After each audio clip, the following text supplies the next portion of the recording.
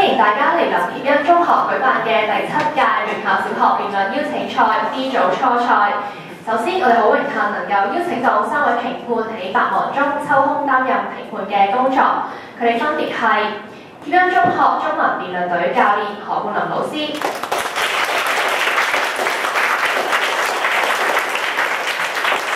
協恩中學前普通話辯論隊隊長徐子君小姐、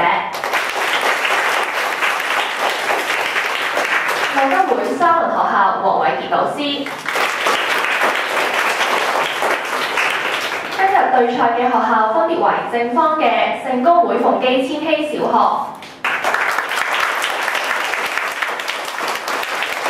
及反方嘅啟思小學。佢哋將會就收視越高的節目就是好節目進行辯論。而家先介紹一下雙方嘅辯員。正方嘅主辯係莊子晴同學，一副係李家俊同學，二副係馬嘉林同學，葉辯係潘詠詩同學。反方嘅主辯係袁振豪同學。一副係陳思允同學，二副係蘇詠詩同學，葉辯係張心樂同學。喺比賽開始之前，先介紹一下今日比賽嘅規則。今日嘅比賽共有3部分，第一部分係台上發言，比賽會以3、2.5、2.5、3進行。先由正方主辯發言，然後由反方主辯發言，如此類推。發言時間開始前，計時員會鳴鐘1次。發言時間終止前30秒，會鳴鐘1次。以作提示，發言時間終結時，計時員會鳴鐘2次。屆時，辯論員會有15秒嘅緩衝時間。緩衝時間過後，計時員會鳴鐘3次。辯論員並會被扣分，過時每5秒扣除5分，不足5秒亦會當5秒計算。反方第2副辯發言時間完畢後，會有2分鐘嘅時間俾台上辯員同埋智囊團成員商討策略。2分鐘過後，就會進入第2部分嘅智囊團發言環節。雙方各有3至5名同學為智囊團，為比賽進行時，只需派出3名同學到台上發言。雙方各有3次智囊團發言時間，發言時間為1分鐘，內容唔受形式限制。先由正方派出智囊團發言，再由反方智囊團發言，如此類推。第3部分則為自由辯論，每方各有2分鐘時間，以梅花間竹嘅方式自由發言。請問雙方對賽制有冇問題？冇嘅話咧，比賽正式開始。先由正方主辯發言，你會有3分鐘時間，準備好請向計時員示意。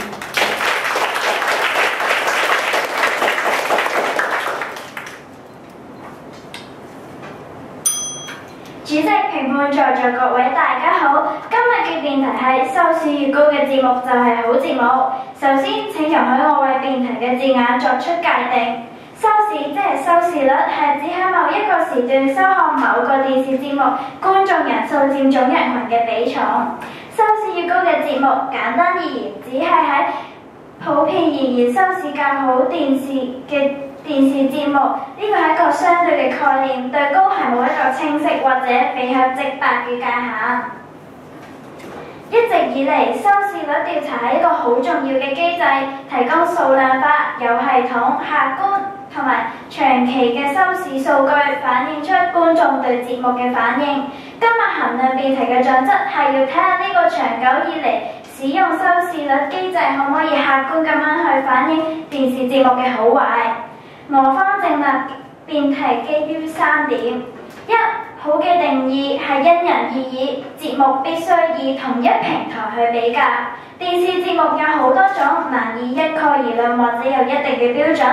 用收視率可以量化觀眾對該節目嘅觀感好壞，但係我哋必須要將同一類嘅節目去比較，先可以體驗收視率反映節目好壞嘅公平性。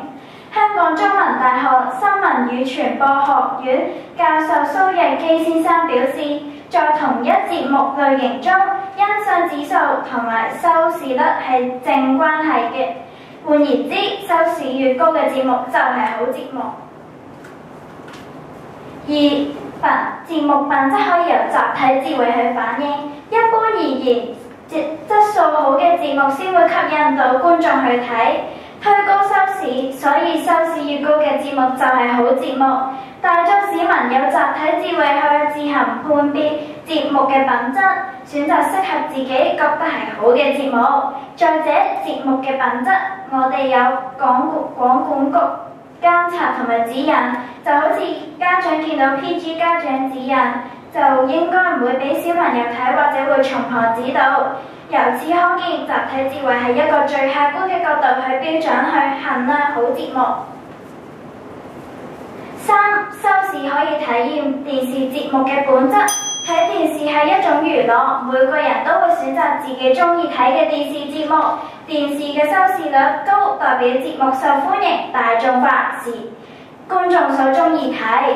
所以收視高嘅電視節目可以彰顯電視節目大眾化同埋具娛樂性嘅特質，從而可以睇到呢個係一個好節目。基於以上3點，我方認為今日嘅辯題定必成立。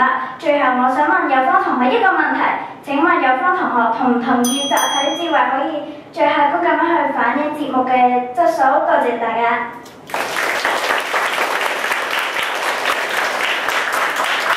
正方主辯嘅發言時間為3分05秒，冇過時，無需扣分。而家有請反方嘅主辯發言。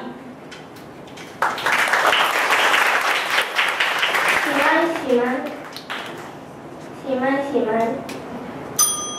2012年無線電視劇集《抉擇男女》大結局高收視特點係同年嚟其中一套好高收視嘅劇集，但收視高，但係投訴數字就更加高。廣東歌曲播出之後，就共收到11宗投訴，指劇集內容唔符合道德嘅標準，誤導觀眾。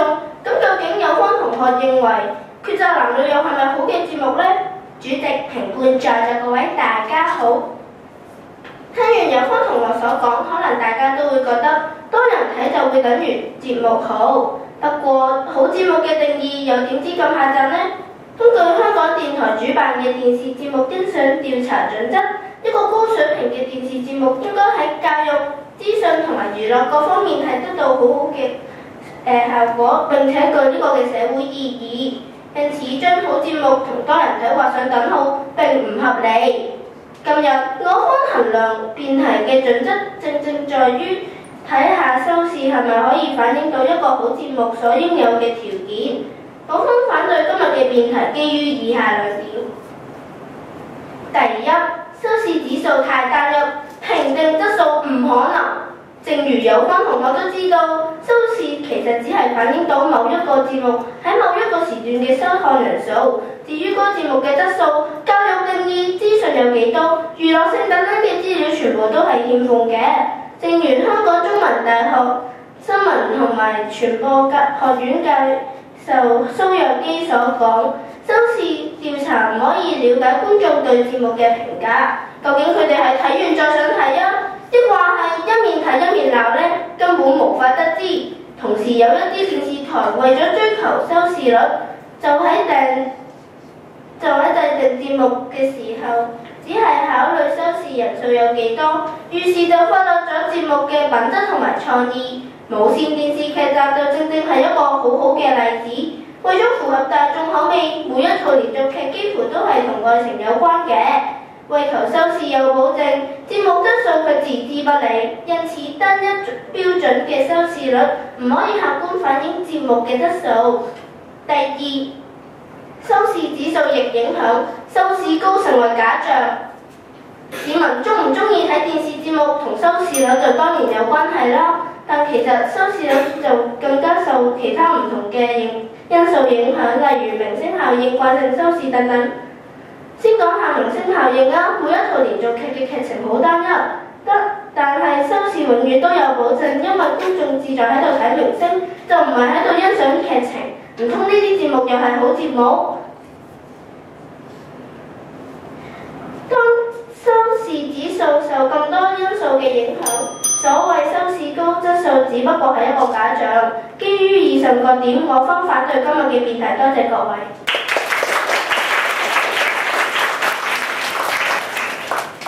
反方主辯嘅發言時間為3分08秒，冇過時，無需扣分。依家有請正方嘅一副發言。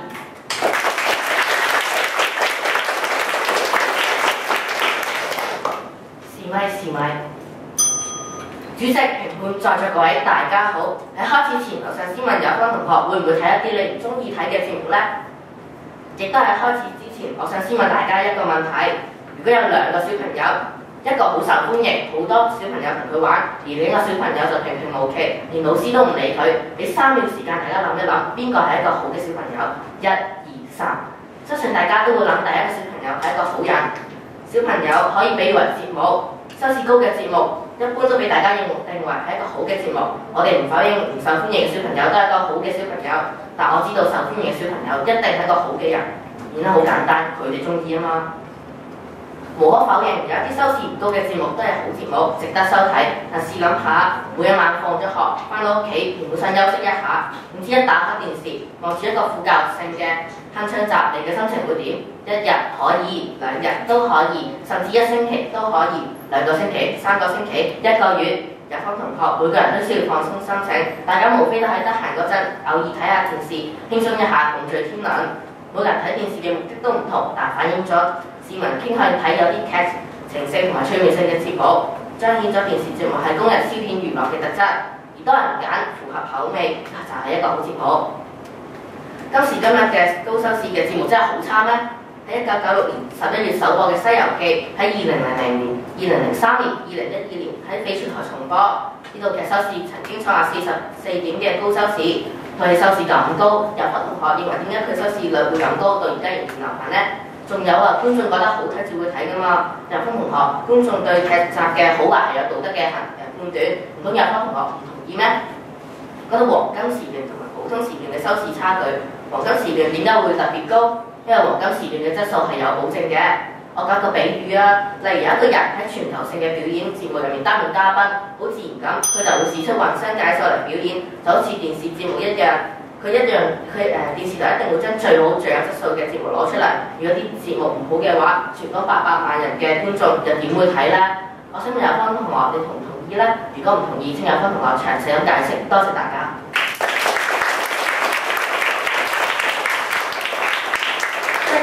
嘅發言時間為2分18秒，冇過時，無需扣分。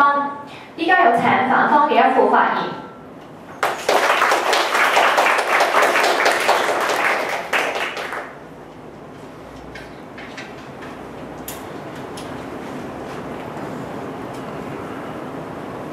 是咪？主席、評判、在座各位大家好。聽完有方2位辯員嘅發言，我哋唔難發現有方論證辯題基於一個簡單但錯誤嘅邏輯：收視高等於多人睇，多人睇等於質素高。其實按照有方同嘅講法，唔單止收視高嘅節目係好節目，多人睇嘅雜誌都應該係好雜誌。但係根據香港益普索公司喺2012年第2季嘅統計數字，忽然一周係最多人睇嘅雜誌，有超過82萬嘅讀者，而第2位嘅就係一週刊。相反，被公認質素唔差嘅旅遊雜誌《新假期》銷量只有20萬，文學資訊雜誌讀者文摘每期嘅銷量只有1萬幾本，比起忽然一周只有1/10嘅銷量。按有方邏輯，收視高、銷量好就係好，咁有方係咪認同忽然一周比讀者文摘質素更高啊？更甚嘅係，有方今日跌咗入去收視假象嘅圈套。香港中文大學新聞與傳播學系研究發現，節目收視存在幾大問題：一、唔夠全面，收視調查只能提供收睇某節目嘅人數多寡，並唔能夠了解觀眾對節目嘅評價。究竟佢哋係睇完再想睇，定係一路睇一路鬧都無從得知。第二，唔夠可靠。過往嘅一經驗顯示，有電視台喺進行收視調查嘅時候，故意播出一啲超級節目，令收視突然大幅上升，影響咗收視結果嘅公平性同埋可靠性。同時，收視調查只計算開啟電視嘅人數、時段同埋頻道唔夠客觀同埋全面。第三，誤導性。商營電視台為咗追求利益，將收視率當作唯一嘅衡量標準，喺制定節目方針嘅時候只考慮收視人數多少，於是以最低嘅節目標準為方針，忽視咗節目嘅品質同埋創意。喺咁嘅情況之下，請有方義父出嚟清楚論證收視如何真正準確反映觀眾嘅喜好、睇法同埋節目質素。多謝各位。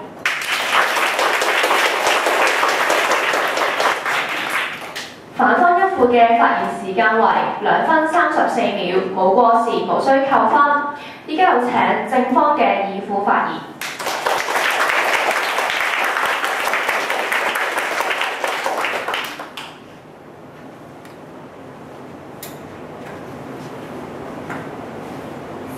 是咪？頭先有方同學嘅義父就話雜誌唔好嘅雜誌反而係最高銷量，但係電視節目又點可以同雜誌相比呢？佢哋根本唔同種類，唔可以相提並論。頭先有方同學嘅開辯又話，你點知啲觀眾係一面睇一路鬧，定係睇完再想睇呢？其實有方同學，你會唔會揀你自己唔中意嘅節目去睇，而一路睇一路鬧呢？有方同學嘅開辯頭先有講到有慣性收視呢樣嘢，就算人哋開咗部電視但係唔睇，佢哋都會聽到啲電視聲㗎。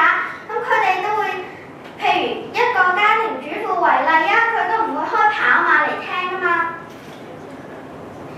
我問有方同學一個問題啦，有方同學知唔知收視率係乜嘢呢？其實收視率就係一個客觀嘅標準，因為大家對於好節目都有唔同嘅意見。對於好係冇一個一致嘅標準，唔通觀眾睇到一個令人反感嘅節目都會繼續睇落去咩？唔通全港咁多人都會同樣咁樣作出錯誤嘅選擇咩？有方同學未免過分貶低咗我哋呢班觀眾嘅判斷思維，因為收視率客觀咁樣，因此收視率客觀咁樣反映咗市民嘅睇法。其實今日有方同學搞唔清楚市民收睇節目嘅目的。我哋呢班觀眾咪係想喺忙碌嘅生活下稍作休憩，睇電視娛樂一下，放鬆心情咯。因此，只要一個電視節目可以符合到呢班觀眾嘅要求，嗰個就係一個好嘅節目，因為佢可以發揮到電視節目最大嘅功用。就正如《義海豪情》、《大長今》、《西遊記》、《衝上雲霄》呢啲節目都大受歡迎，因為呢啲節目充滿娛樂性，佢哋對應咗大眾嘅喜好，當中節目嘅質素亦都毋庸置疑。更何況，我哋唔需要擔心市民嘅選擇，因為佢哋嘅選擇係基於道德標準，唔會盲目咁樣接受低劣嘅作品。有啲劇集雖然會含有少少暴力或者色情，但係嗰啲只係用於推進劇情嘅發展，並唔過度，而且出現嘅時間可能只有短短幾秒。劇集嘅主題依然係正面積極嘅，又何罪之有呢？多謝大家。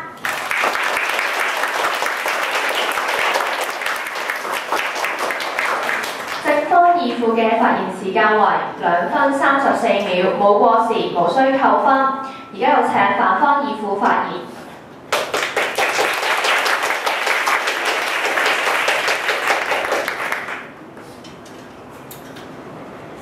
是咪？主席、評官、在座各位大家好。啱啱有方義父同學話雜誌同埋收視節目唔可以相提並論，但係其實佢而家喺度逃避緊問題，佢其實承認咗已經佢自己嘅邏輯係有問題。今日有方同學有2個錯誤概念。第一，有方同學評定嘅準則過於狹窄，只係用收視嚟評定節目嘅質素。但係正如香港電台嘅主持同埋導演張偉恆嘅講法，收視高嘅劇集唔一定代表係優質嘅。如果只係單憑一堆唔客觀嘅數字嚟判斷所有，就未免太膚淺啦。因此收視唔可以反映到節目嘅質素。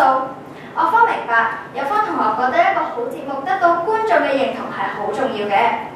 既然係咁嘅話，透過仔細訪問觀眾嘅意見得嚟嘅欣賞指數，唔係更可以直接準確又有效咁樣反映到有方所關心嘅觀眾反應咩？根據2012年欣賞指數排名表顯示，排名第一嘅係《火速救兵2》，第二係《鏗鏘集》，第三係《沒有牆的世界》。不過呢啲有質素嘅節目，往往收視都唔過20點。有分同學又點樣解釋欣賞指數高嘅節目，但係同樣收視又低呢個現象呢？第二，有分同學唔清楚影響收視高低嘅成因。就算你唔係真係喺度睇緊個電視節目，你唔享受就邊睇邊罵鬧，或者係突然之間暫停播放，佢都分析唔到照計收視裏邊。調查發現，節目嘅收視往往都俾播放嘅時間所影響，例如黃金時段播放嘅都係傾向高收視嘅節目。大家諗下，放工放學一家人坐喺度食飯，擰開咗個電視，有得揀就可以做老闆，冇得揀就真係慘，唯有就係睇無線啦。而且好多人都有慣性收視，令到無線嘅電視收視嘅節目收視比亞視嘅更高。以警訊為例，喺無線播放有15點，但喺亞視播放只係得5點。一個節目分別喺兩個唔同嘅電台播放，令到收視產生咁大嘅出入，係咪證明到收視同埋節目嘅好與壞根本上係冇必然嘅關係呢？因此今日嘅辯題絕不成立。多謝各位。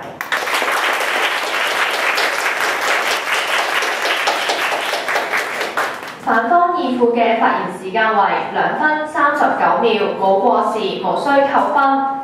依家有2分鐘嘅準備時間俾台上辯員同埋智囊團嘅成員商討策略。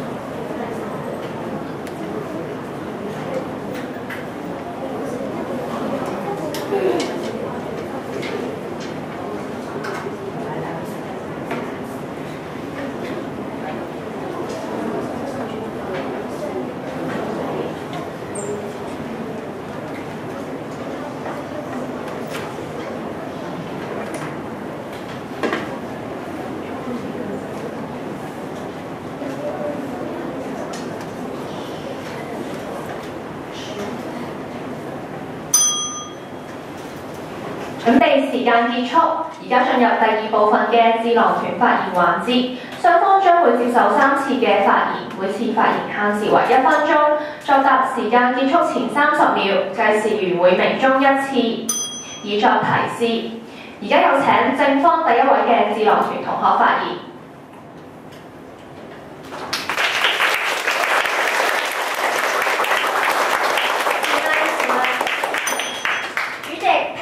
在座各位大家好，今日有方同學質疑多人睇嘅電視節目係咪一定係好節目？但係我想反問下有方，而如果唔係好節目，你認為會有人去追睇咩？今日我哋唔係要電視奧斯卡，而係睇下多人睇嘅電視節目係咪符合佢哋睇電視嘅目的。好係主觀定義，電視嘅最大角色就係娛樂同埋提供資訊，因此電視劇同埋娛樂節目往往有較高嘅收視率，只係觀眾覺得娛樂到自己，咪睇咯，咁收視率咪高咯，咁已經發揮咗電視最大嘅作用啦。我相信觀眾嘅集體智慧係正確嘅，佢哋唔會淨係揀一啲含有色情、暴力、賭博等等貧不雅成分嘅電視節目嚟睇，因為我相信人係理性嘅動物。今日有方同學係咪唔相信自己嘅選擇呢？多謝大家。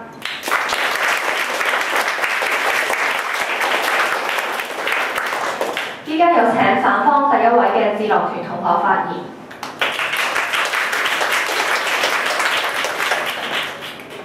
試咪。主席、評判、在座各位大家好。喺2012年嘅金像獎入邊，獲得最佳電影嘅係《兔姐》，但係佢票房唔係最高嘅喎。既然有班同學認為多人睇嘅節目先至係好節目，咁《兔姐》就絕對唔會得到呢個獎。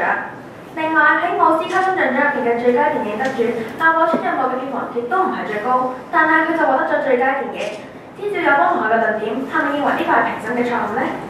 相反，一啲收視唔高嘅電視節目，例如關於大自然生物嘅節目就有好多好處。學生可以學到喺課本以外嘅知識，絕對比收視高嘅電視節目好。喺以上嘅例子中就可以證明到香港中文大學嘅新聞同埋傳播學院教授蘇若基嘅言論，收視率都顯示到收睇嘅人數並唔係代表所有觀眾嘅喜愛程度同埋呢個節目嘅實用性。由此可見，收視高嘅節目唔一定係好節目。最後，我想問有班同學一個問題：收視同埋好有冇關係呢？所以今日嘅辯題就絕不成立。多謝各位。依家有請正方第二位嘅智囊團同學發言。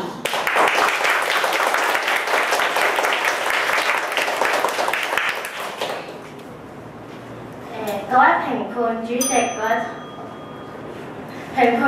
位同學，大家好。我首先回答翻有方同學嘅問題，收視同埋好係絕對有關係。你知道嗰樣嘢收視好，咁你嗰樣電視節目係好嘅，咁你自然會多人去追睇，亦都會係收視相對會比較高。同埋我想講就係欣賞指數只係訪問部分嘅人，係並唔夠全面，但係收視率係包括所有睇電視你記錄到嘅所有人，所以我係比較 prefer 係收視率嘅。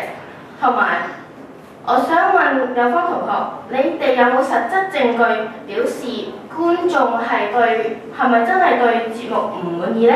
你點知道佢係邊睇邊鬧啊？定係你係佢喺度讚緊嘅呢？同埋根據頭先有方同學有講過嘅一句，就係話響亞視同埋無線都係播警訊，點解會爭發言時間完結？係，唔該。而家有請反方嘅第二位同學發言。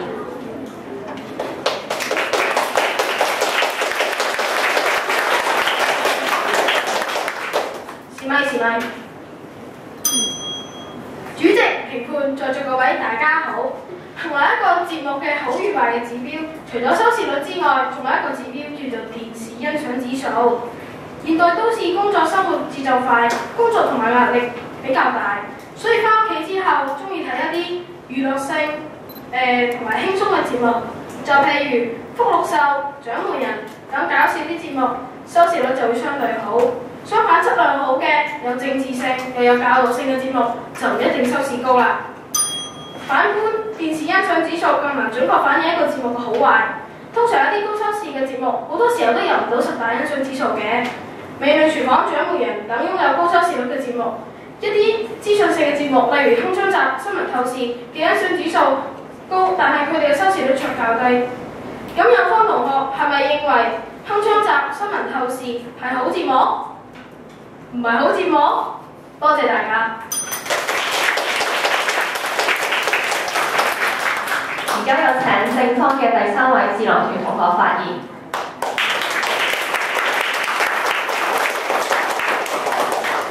試咪。主主席、評判、有方同學，在座各位大家好。雖然節目嘅準則好壞，或多或少都會受到主觀嘅因素影響，然而以收視率作為衡量節目質素嘅準則，係我哋現行嘅方法入面係最客觀、最全面，亦都係最公平嘅衡量手法。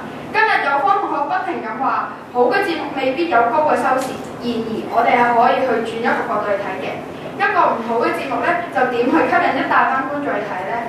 有方同學今日反對呢條辯題係必須要指出電視史上有冇出現過一個唔好但係收視有極高嘅節目呢？如果呢個節目根本就冇出現過，或者呢個係甚少出現嘅情況，今日有方同學所講嘅論點係根本就冇立足之地嘅。咁今日有方同學反對辯題之處又何從成立呢？多謝各位。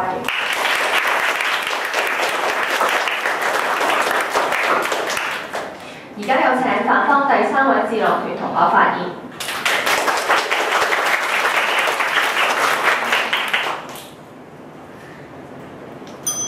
主席、評判、在座各位大家好。其實由始至終，我哋冇反對過收視可能可以反映睇嘅人數，但係單憑收視就做唔到客觀分析嘅效果。好節目嘅準則係要達到教育性、資訊性、娛樂性各方面都可以帶出好嘅效果。其實究竟收視高係真係大家想睇定係慣性收視呢？究竟大家係想睇明星定係想睇內容呢？究竟大家係一邊睇一邊鬧定係真心欣賞節目呢？有方同學都唔知。相反，欣賞指數就啱啱可以帶出觀眾對製作電視節目嘅評價、欣賞程度同埋喜好取向，亦都更加客觀。最後，希望有方同學清楚解釋一下節目好與壞同收視嘅關係。多謝大家。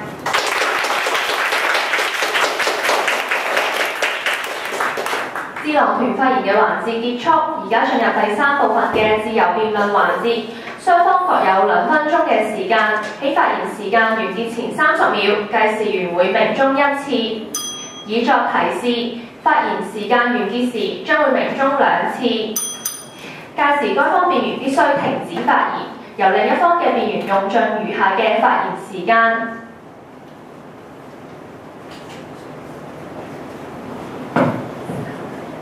試咪。而家先由正方發言。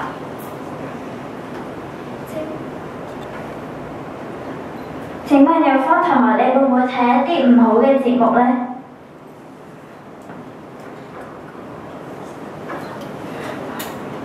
我會，不過我係開着電視，我唔係睇，我而係聽。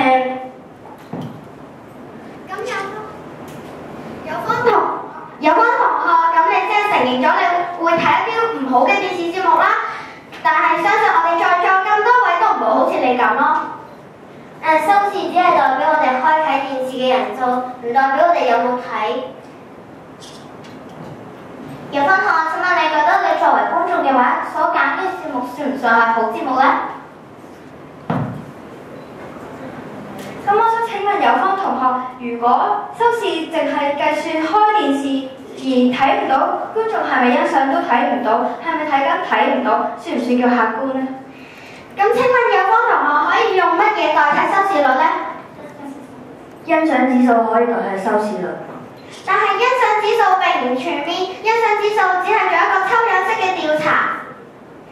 但係收視調查都唔可以非常之全面咁樣去到解釋到觀眾有幾嘅評價。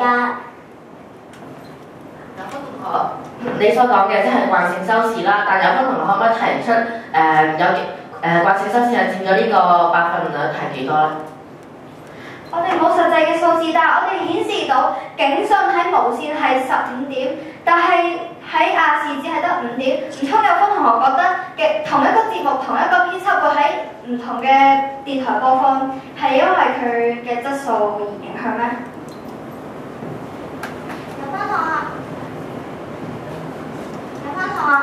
有方同學，點解你今日要將一個無線同亞視嚟相比呢？兩者根本就唔可以相提並論嘅。如果收視係有限制嘅話，就唔算係一個全面同埋客觀嘅指數啦。但係兩個唔同嘅電視台係有唔同嘅聲譽，而且我哋今日所討論嘅收視越高嘅節目就係一個好節目，唔關到電視台。咁咪正正就係慣性收視咯，佢哋播緊同一個節目，但係收視率唔同喎。咁係因為亞視嗰啲節目通常都比較沉悶，所以冇人會中意睇嗰啲節目咯。嗱，我用其他嘅方法去舉例啊，例如校內有一位成績好好嘅同學，但係佢品行又差喎，佢成日講粗魯嘅説話，咁佢又係咪一個好嘅學生呢？請有方同學正面去答。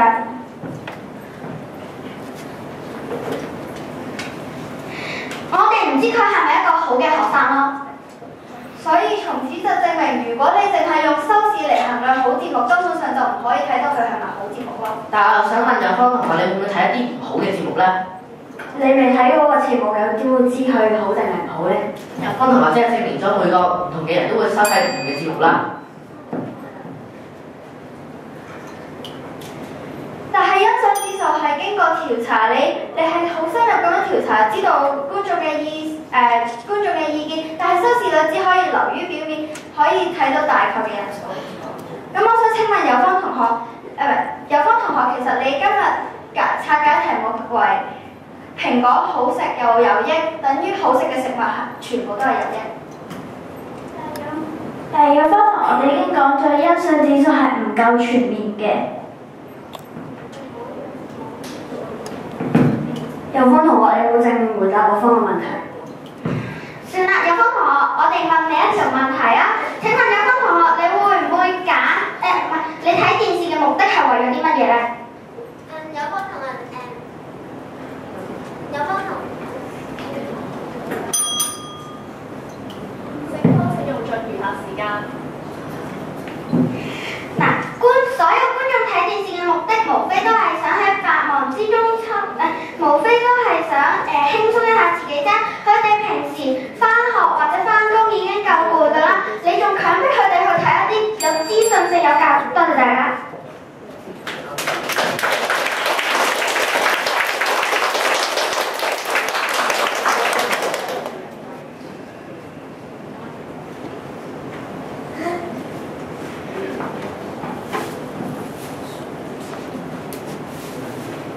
自由辯論嘅環節結束，而家雙方結辯會有1分鐘嘅時間預備結辯陳詞。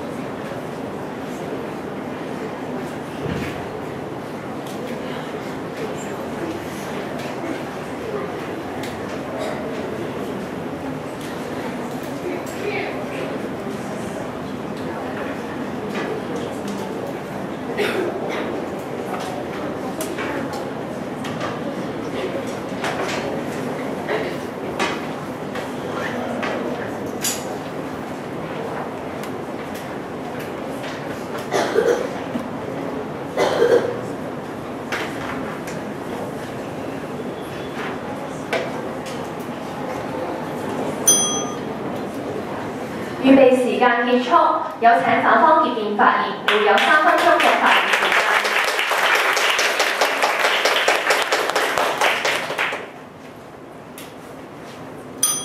比賽嚟到呢度，唔知在座各位覺得正方定反方打得比較好啲呢？邊個又可以做到最佳辯論員呢？我相信每場辯論比賽中最傷腦筋嘅應該都係評判。不過好彩，貼身嘅賽會都會為每一位評判預備好一張評分紙，評分紙上面都有公平同客觀嘅標準，並且根據辯論員嘅內容、詞風、組織以及風度嚟評分。咁究竟去評定節目好定係唔好，嗰張分紙又去咗邊呢？主席、評判、有方同學，在座各位大家好。我方開辯已經講過，評定電視節目嘅分子必須涵蓋資訊性、教育性以及觀眾嘅評價。我方今日睇到收視根本唔能夠反映一個節目嘅好與壞。蘋果又好食又健康，但又代唔代表好食嘅嘢就好健康呢？呢個類比就正如收視率高嘅節目就唔一定係好節目啦。而而有方同學一直講收視率高嘅節目就係好節目，咁就大錯特錯啦。直到呢一刻，有方同學都講唔出收視率高嘅節目必然喺資訊性、教育性上面有出色嘅表現。相反，我方則提出咗好多例子同埋類比去否定收視同埋節目好壞嘅必然關係。但有方同學仍然唔明白，就同我講多一個例子啦。我哋睇到《美女廚房》係一個收視率好高嘅節目，《美女廚房》係一個可以令人歡樂無比嘅電視節目，內容以美女主食為題，加上主持人説話風趣生動，的確適合坐上高收視之位。可惜令到節目收視率高嘅地方，正正就係節目嘅缺點。以美女為主角，的確可以吸引到好多唔同嘅觀眾，但係嗰啲美女往往都會穿着得好暴露，令到節目唔適合兒童觀看，而受到好多家長嘅投訴。一個真正嘅好節目又點會遭受到投訴呢？咁根據有方同學嘅邏輯，有方同學即係認同《美女廚房》係一個真正嘅好節目啦。有趣嘅節目先至會有高收視率，但係現時好多收視率高嘅節目都會同負面意識扯上關係。咁到底呢個世界上仲有幾多個好節目呢？好呢個字對每個人嘅定義都唔同，就正如每個人對好節目嘅要求都唔同，所以有方同學應該用一個更加客觀嘅方法嚟評定，而唔係單憑收視。所以我方認為高收視率同埋好節目係冇必然嘅關係，收視率高嘅節目就唔一定好節目啦。基於以上嘅理由，今日嘅辯題絕不成立。多謝各位。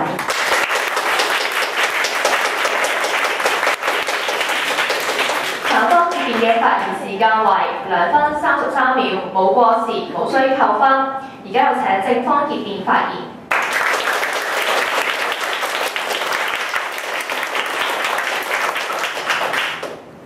是咪？主席、評判在座各位大家好。今日我哋最大嘅分歧點就係在於我哋對好節目嘅定義。有方同學認為好節目應該要符合道德標準，但係點解好節目嘅定義就係得呢樣嘢呢？有方同學又話啦喎，好多人都為咗追星先會睇，但係我聽到呢樣嘢真係好唔明啦。點解追星就等於唔好呢？可能明星戲當中真係演得好好呢？聽完成場比賽，我先發現原來自己係一個喪失青年。我好失落啊！電視節目同一般嘅電影評審唔同，佢係我哋日常生活中不可或缺嘅一環。冇專業嘅團隊去評定節目嘅好壞，亦應該由你同我去定義。電視節目有好多種，根本就冇一個劃一嘅定義，咁又點樣去比較呢？在座各位，今日見到收視高嘅節目就係一個客觀嘅準則，當然在觀眾選擇咗唔單止係適合自己，而且係覺得好嘅節目，呢個正正係我方對好節目嘅元素。作為觀眾，今日我覺得好嘅節目唔叫好節目。一班香港市民覺得好嘅節目唔叫好節目，我方真係好失落咯。我好失望。對於今日有方同學唔相信作為觀眾嘅我哋可以理性咁選擇好嘅電視節目，今日有方同學淨係舉出幾個例子，例如缺宅男女、美女廚房等等呢啲有不良資訊，亦有一啲所謂嘅嘩眾取寵嘅節目。呢啲嘢無非都係為咗增加吸引力，當中呢啲不良不雅嘅元素，究竟佔成個節目幾大嘅比重呢？作為識得揀嘅你，要相信自己有呢個能力去選擇一啲適合自己嘅節目。香港人生活實在太忙碌啦，返到屋企就應該要輕鬆一下。我成家人都係一班電視迷嚟㗎。爺爺成日話當年嘅歡樂今宵4兩金花啲歌冇得彈。爸爸就話刑事偵緝檔案高潮諜戲好好睇，嫲嫲乘機同我推薦真情，但媽咪話睇下韓國嘅奔跑吧孩子們放鬆下最實際。而我呢，剩女我作戰暫時未係我杯茶住，不過我同一班同學都好中意睇公主嫁到。今日我哋見到一個又一個紅遍天嘅電視節目，佢哋嘅質素係毋庸置疑。我相信只有好嘅節目先會吸引到你同我去睇，所以我方認為今日嘅辯題收視越高嘅節目等於好節目，定必成立。多謝各位。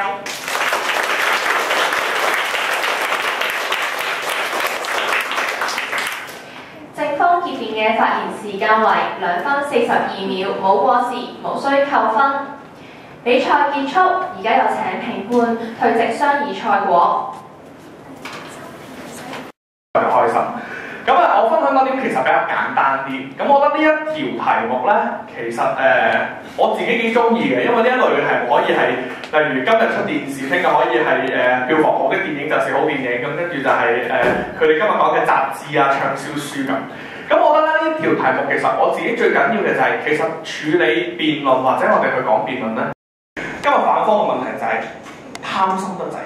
即係會變咗主辯嘅時候咧，嗱有時好多方法，但樣樣有時好似都掂下，有時一個辯論員出嚟可能會同我講嘅係方法喎。咁今日咧正方嘅方法咧，我覺得係比較簡單啲嘅。咁正方想即係我拿捏得到，其實正方今日好大部分時間講緊俾我哋聽嘅就係、大眾嘅嗰個所謂大眾選擇，其實係一樣好嘅嘢嚟嘅。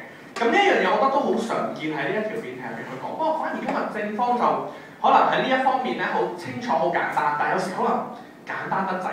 即係咧，你哋有時會講嘅就係多人揀等於好咧。有時你哋會講反問話，咁你會唔會揀一樣唔好嘅嘢㗎？即係衰嘅嘢就梗係冇人揀㗎啦。但係我覺得其實可以解釋多少少點解多啲人揀等於好咧。其實呢度可以講㗎。例如我自己覺得深入少少去理解點解多啲人揀等於好。咁例如可能你會講緊嘅係香港其實我哋特別係講緊一啲電視節目嘅口味。其實香港觀眾嘅口味係咪普遍而言都比較個質素，例如個水平係咪都比較好咧？如果我哋觀眾本身普遍大眾嘅口味，或者我哋其實香港相對地我哋嘅品味都比較好嘅時候，會唔會其實我哋可以相信到大部分人揀嘅嘢其實都有一啲意義喺入邊咧？同埋正方今日主辯嘅時候提過一個方法，我覺得呢個方法幾有趣。但係好可惜後邊其實比較少講嘅。正方提過方法咧，因為我見反方唔係好聽得明嘅，即係我有時好中意留意下啲辯員啲樣。個方法就係我哋今日要喺一個公平嘅平台比較，所以我哋要將相同類型嘅嘢去比較。我嗰刻以為咧，你嘅比較方法就即係，因為最正常反方就會話啦，鏗鏘集係好節目，獎門人收視高，咁所以咧，即係我哋會覺得收視高嘅唔一定係好。咁我以為佢嗰種同等咧，就即係話我哋要攞晒所有資訊性節目嚟比，睇下當中係咪收視高嗰個資訊性節目好啲，定係大家都攞晒啲娛樂性嘅節目嚟比，咁就唔會出現嗰啲攞娛樂同埋資訊比唔公平啦。即係我初頭以為正方係想用呢個方法嘅，其實我覺得呢個方法幾好嘅，即係可能反方未必會遇得到添。咁但係好可惜，今日正方喺呢個方法上邊咧，又冇真係後來用到呢個方法去做比較。咁呢個我都會覺得，如果喺呢啲方法入邊可以用得多啲咧，可能今日正方喺呢一方面個表現會更加實在啲，會更加好啲。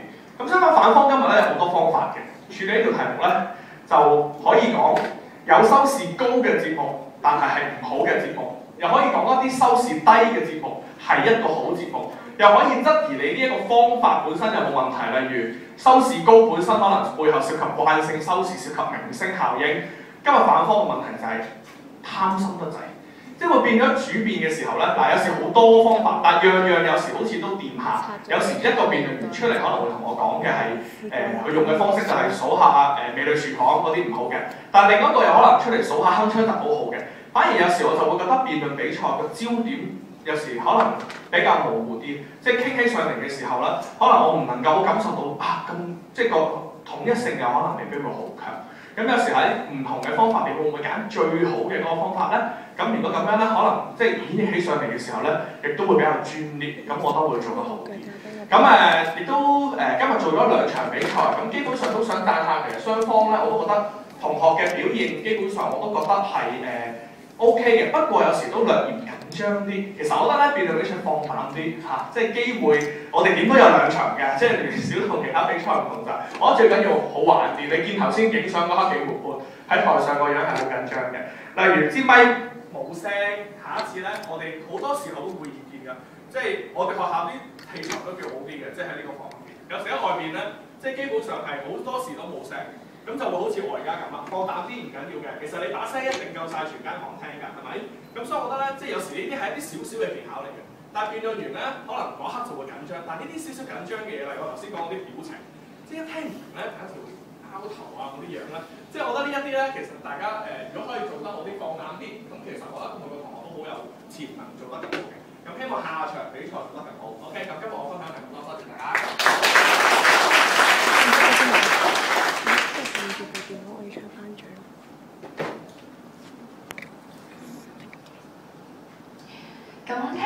老師咁寶貴嘅評語之後啦，為咗多謝參賽學校老師擔任評判嘅工作，咁而家係致送紀念品嘅時間，有請黃維傑老師。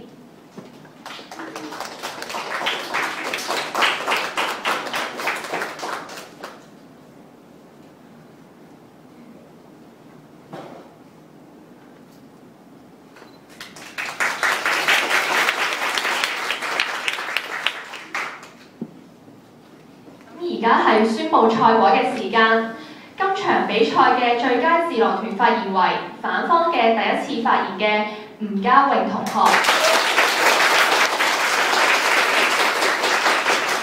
而今場比賽嘅最佳辯論員為反方嘅結辯張心樂同學。